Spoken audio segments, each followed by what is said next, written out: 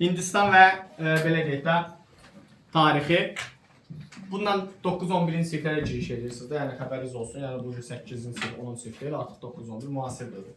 18-ci əsrdən etibarən deyirdi ki, Hindistan uğrunda, ümumiyyətlə bilirsiniz də, böyük çox kəşflərdən Hindistan məsələsi aktual idi. Hamı Hindistan tutmaq istəyirdi. Buna birinci Portuqaliya nail olsa da, sonraki proseslərdə Fransa və İngiltərə müstəmləkə yarışına girdiyi üçün onlar daha çox güclü idi və Hindistan uğrunda İngiltərə və Fransa mübarizəsi baş verir 18-ci əsrdə. Gələcək dəstəmizdə keçəcək 7 illik bir savaşda, 7 illik savaşın nəticəsində İngiltərə qələbə qazanır və Hindistan işğalına başlayır. İşğal 18-ci əsrdə başlasa da 19-cu əsrdə də davam edirdi bu proses. Və bu işğalı İngiltərə Austin şirkəti vasitəsilə həyata keçirirdi. Austin şirkəti adı üstündə bir şirkət olmasına baxmayaraq bir dövlət kimi bir şeydir. İngiltərə krallığının tərkibində özünün ordusu, xüsusi adamları, dövlət idarəsində iştirak edən şəxslər var idi və bir çox biznesmenlər var idi burada. Austin şirkəti həyata keçirirdi. Hindistanın İngiltərə 19-cu əsrdə belə asanlıqla işğal etməsinin səbəbləri isə ən asan, aktual və klassik məsələ daxili Hindistanda vəziyyətin ağır olması, feodal pərakəndəlik, Böyük Moğol imperiyasının əvvəlki gücünü itirməsi və Moğol dövlətinin parçalanıb müstəqil racələrə yaranması demək olardı.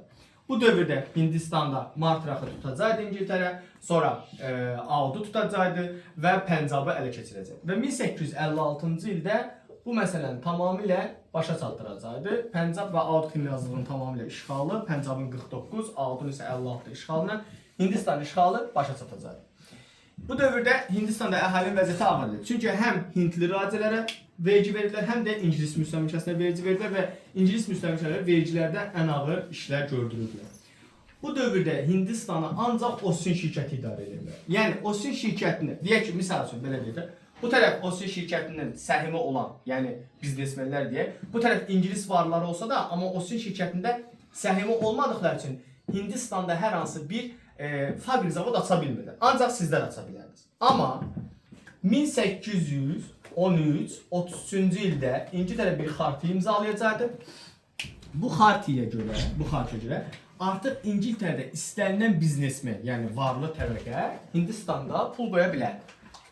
Yəni Hindistana artıq kapital qoyacaqdı. Ya fabrik zavod aça bilərdi, ya fərqi yoxdur. Burada səbəb nə idi? Yəni Hindistanda daha çox fabrik zavodunun açılması. İngilislər özləri fabrik zavodu açmaqda öz ölkələrində sərf eləmir. Biri var Hindistanda əhalinin ucuz işçi qüvvəsi kimi çoxlu saatlarla işləsən. Biri var İngiltərədə demokratik respublikada ölkədə 8 saatdan artıq işlətmək olmaz. Müəyyən maaş verməsən, sığorta verməsən, falan verməsən. Ona görə də biraz daha çox Hindistanda daha çox gəlir əldə edirlər. Yəni az məsrəflə çox böyük gəlirlər əldə olunur. Nəysə, gəldik. Bu dövrdə belə deyək də, buna görə də 1333-də artıq Austin şirkətin ticarət insarlığı özü yox ha, bunu qarışdırmayın. Bunu uşaqlar çox qarışdırır. Ticarət insarlığı ləğv olunur və artıq bir çox İngilis varlıları Hindistana kapital qoyaraq orada gəlir əldə edə bilərdi. Bu dövrdə Hindistanda əhalinin vəziyyəti ağır idi. Hindlərə qarşı ayrı-seçkilik, İngilis müstəmləkəsi falan bunlar əhalinin vəziyyətini ağırlaşdırır və müstəmləkə üsyanı baş verəcək. 1857-59-cu illərə əhatə edən Sipahilər hərəkatı olacaqdı. Sipahilər kimdir uşaqlar? Sipahilər Hindli əskərlərdir, amma komandirləri İngilis komandirləridir, yerli əhalinin seçilirdi. Üsyan qaldırırlar.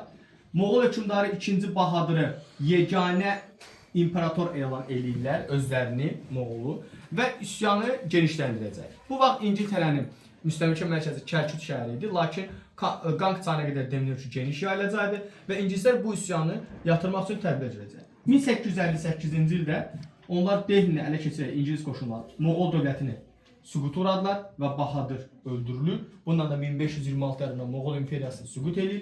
1859-cu ildə isə üsyanı yatıracaq. Üsyanın yatırılmasının standart səbəbləri var. Bilirsiniz, yəni o deməyə ehtiyac yoxdur artıq. Yəni ona görə də üsyan yatırılır. Amma buna baxmayaraq İngiltərə Hindistanda dəyişiklik eləmə məcburiyyəti qalacaq ki, yumşalma prosesi baş versin. Birinci nə dəyişiləcək? Austin şirkətini tamamilə ləğv edilir. Bitdi. Artıq Hindistan idarəsi Austin şirkətindən alınacaq. Vitse-krallıq yaradılacaq. Vitse-krallıq, yəni kralın öz köməkçisi Hindistan idarə edəcək. Sonra xüsusi nazirlik yaradılacaq. xüsusi nazir yaradılacaq. Xüsusi şəkildə İngiltərədə Hindistan'a aid nazir yaradılacaq. Sonra idarəetmədə yumşalmalar olacaqdı və dəyişikliklər olacaq. Və bununla bərabərində 1876-cı ildə İngilis kraliçası Victoria özünü Hindistan kraliçası elan edəcək. Niyə deyə bilərsiniz ki, ay müəllim, niyə elan edəcək? O sübut eləməyə çalışırdı ki, Hind xalqına yerli hali. Mən necə İngilis təbəələrinin başçısıyamsa, onların necə hüquqları varsa, sizin də elə hüquqlarınız var. Və mən sizin də kraliçanızam. Başa düşdünüz? Yəni siz mənim dövlətim kimi bir şeysiniz. Müstəmləkəm deyilsiz mənasını ifadə edəcəkdir. Və özünü Hindistan kraliçası elan edir.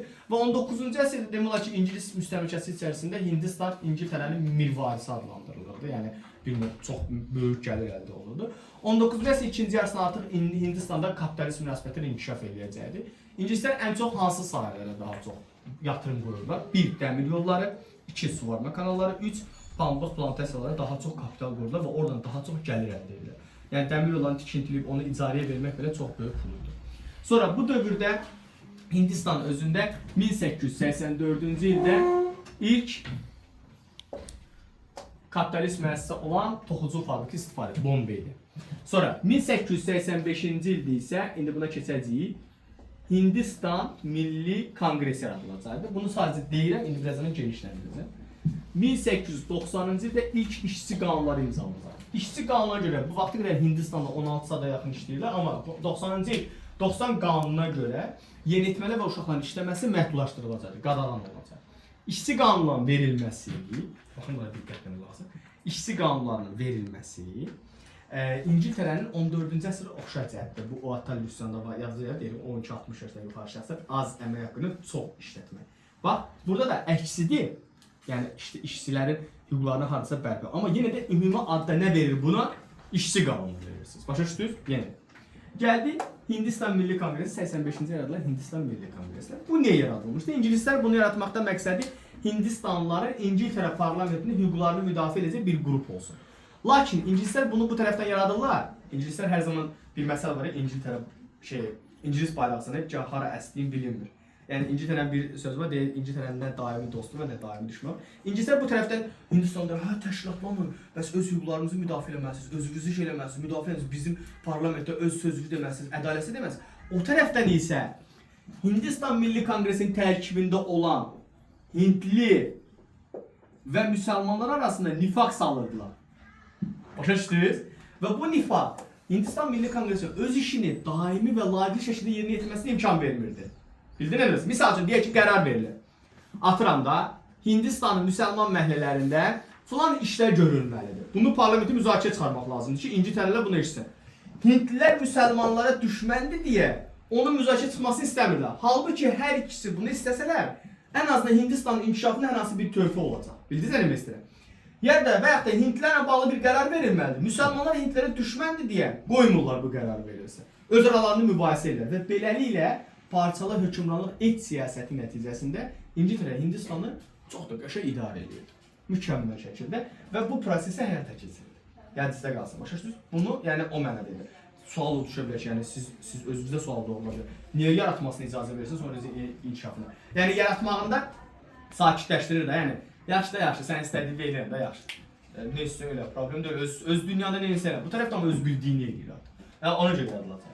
20-ci əsrin əvvəllərinə baxdığımızda Hindistanda elə İngiltərə müstəmləkəsi öz rolunu oynayırdı. Lakin bu dövrdə artıq Hindistanda belə bir növbəlikdə İngilis xalqına qarşı, İngiltərə dövlətinə qarşı ümumxalq bir mübarizəsi baş verir. Bu mübarizə isə silahlı yox, sadəcə İngilis mallarını boykot edirdilər. Boykot nədir? Boykot ölkəyə daxil olan malların qarşısını kəsmək yox. Ölkəyə daxil olan malların satın alınmasından imtina etmək demək. Yəni mən bir şey istifadə eləmirəm və boykot edirəm. Başa düşdünüz? Bu boykotdur. Dünyada ən sivil, normal etiraz forması olacaq. Bu sizin Hindistan dərsinizdir. Baxın.